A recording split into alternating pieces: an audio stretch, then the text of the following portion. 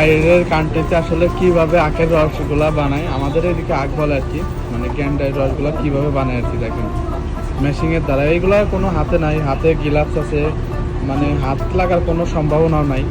আর এই যে যদি আমি এদিকে যাই, এই যে এমনিতে আখগুলা যাচ্ছে আর রসগুলো এমনি যাচ্ছে। মাশাআল্লাহ মাশাআল্লাহ, দেখেন।